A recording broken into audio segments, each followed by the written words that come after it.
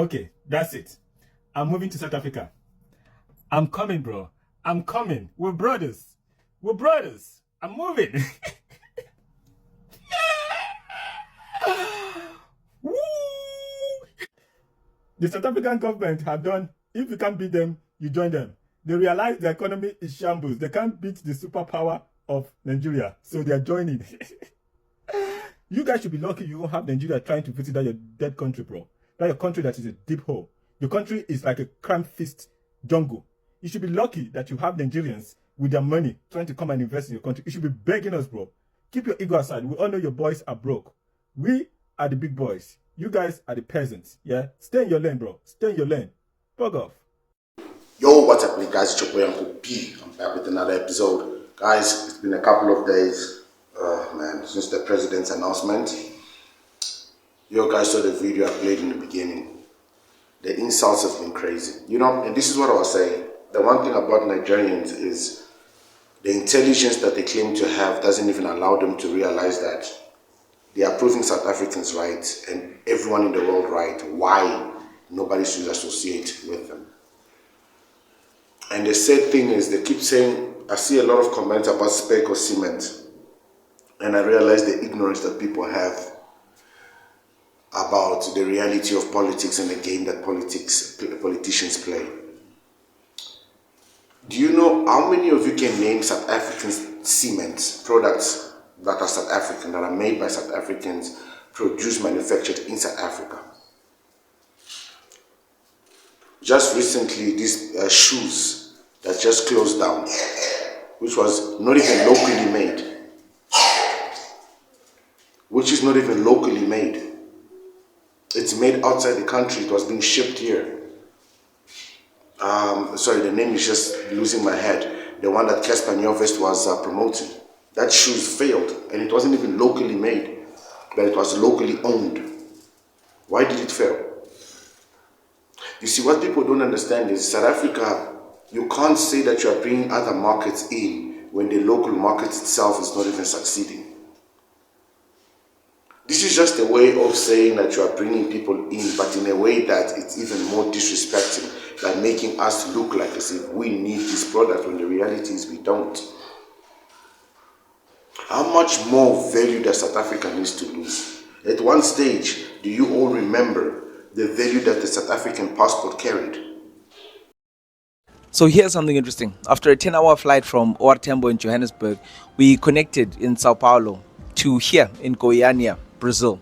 When I was crossing immigration coming into Brazil, I didn't have much problems. I didn't have issues actually. And the lady was smiling when she stamped my passport. Now, that might sound a little bit random, but there's something in that. There's something very nuanced in the ease of access that I had. This little green book has a way of telling you how your country is perceived from region to region, continent to continent, country to country. This little green book, a South African passport, which is the third most powerful passport in Africa, behind the smaller nations of the Seychelles and Mauritius. But there's a lot behind the power of this and the ranking of this passport. So that's what I want to talk about. The power of the South African passport, its importance when it comes to true freedom of movement for South Africans, but also its limitations. The limitations created by many things. Things that we have control over as a country, and some other things that aren't by our doing, but things that we can look to change. Now, there's something very official. Now, for those of you that watch my video, there's a video about how Shesho kicked Nigeria and banned them from their country. Guys, this is not just about the passport losing its value. I want to play this video. Our passport went from being the strongest passport in Africa to one that is not trusted now. Many countries you could go using our passport without a visa. Ireland. Brazil. Is that how I say it? Ireland. Ireland. Right? Yeah, it's Kellyson Shire. Ireland recently just said that they no longer are going to take us without a visa, or I think it was a visa on arrival. Now you got to apply for a visa. Why? Because every fucking Tom, Dick, and Harry comes to South Africa, gets a fake passport thanks to our corruption, gets a fake passport, goes to these countries in Europe, claiming to be South Africans with our passport. Then they get there, then they get found out much later. So now what's the president saying when he says that Nigerians can now come, we're going to extend the number of visits, and they won't need to present a passport in their own countries or whatever? They're going to loosen or relax the requirements of getting into South Africa. But you guys traveled to Nigeria. How was the visa process when you guys needed to go to Nigeria? Expensive. Yeah. Was it extensive? Yeah. It was Tibla. Fuck out of here, Yeah, man. yeah. I can't remember. It was long ago, but yeah. So why must it be easier for... And we don't even cause problems that side. You see, this is what I'm trying to say and what people don't understand. When the president made the announcement he made, I don't know if they took a lot of things into consideration. Right now, people are trying to fix, or rather trying to explain that no, what the president meant is that they still have to present their passport later, blah, blah, blah. It's not about presenting the passport. It's about the image in which Nigeria has as a country, as the people. Look at what they're going to be writing in this comment, or what they write in other videos comments. They come with insults, no respect or consideration for South Africans. They are boasting and bragging and insulting and claiming they don't want to come to South Africa, that they don't need South Africa. Now they are going around making South Africa look like they cannot survive without Nigeria, and which is not true. Basically, what's happening right now it's like a father of 10 living in the shacks, in the squatter camps, is giving a father of 1 living in scenting advice on parenting and birth control. Like, how do you take that advice? How do we take any advice from Nigeria or any assistance from Nigeria when we all know that Nigeria right now is choking? They're talking about fuel. What fuel?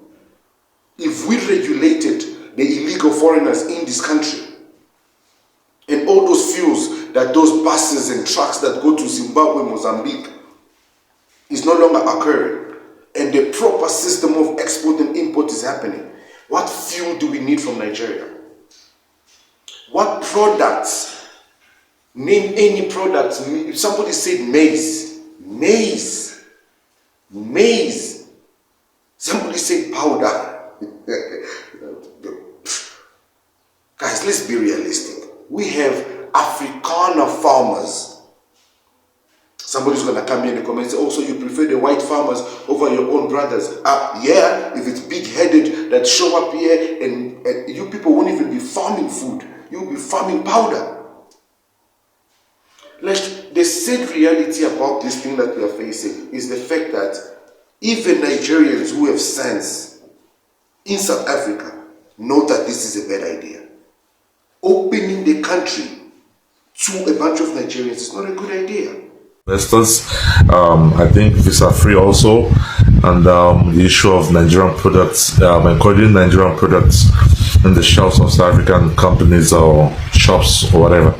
You know, as a Nigerian who is staying in South Africa, I must say with all due respect, sir, that is the worst terrible decision, sir. You understand? I don't understand government. I am not a politician or what, but I'm just a fellow man who stays in the community of South Africa as a Nigerian. And as first-hand Nigerian, I know that my country is the most hated country in South Africa.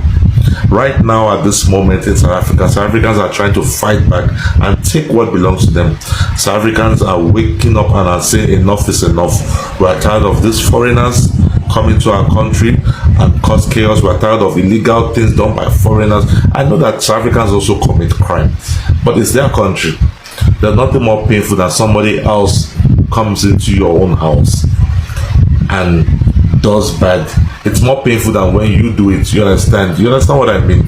We can all point fingers and say South Africans do it too, whatever. It is fine, but it's more painful when an outsider does it. Let's just be honest with ourselves. You understand? South Africa is trying to take control. They are not even done with the tax shops and with the whatever it is, the zamazamas and just a lot of chaos being done by illegal foreigners and foreigners as a whole. And now we are trying to bring more foreigners into the country, sir. And I must be honest with you, sir, that is a terrible decision from the bottom of my heart, sir. I say it, and I say it, and I hit my chest without fear. That is a terrible decision. Right now, South Africans are not looking forward to more Nigerians of all people to come into their own country. And you know what? I must commend South Africa for fighting for their own country and for their own land and for opportunities. You understand? Whether it took time for people to wake up, at the end of the day, people have woken up, and that's a good thing. I wish I could say the same thing about my own country. My country is great, Nigeria, but unfortunately, what I was gonna say is my country is great, but unfortunately we didn't fight for our land, and that's why they're in the situation that they're in, guys. Even intelligent Nigerians understand that this is a bad idea. This is a terrible idea.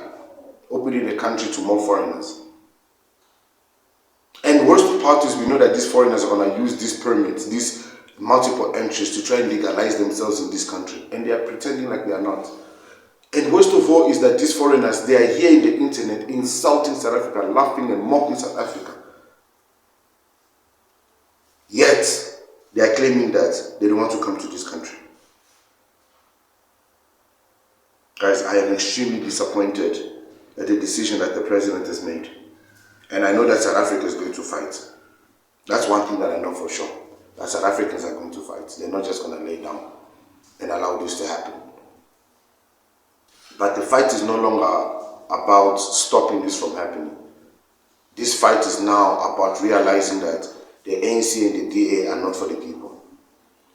So, I want to do a part 2 of this video because you guys don't watch the full videos. So, let me show you guys what exactly is happening here on the next video. I'm your boy Uncle P, and I'll see you guys in the next one.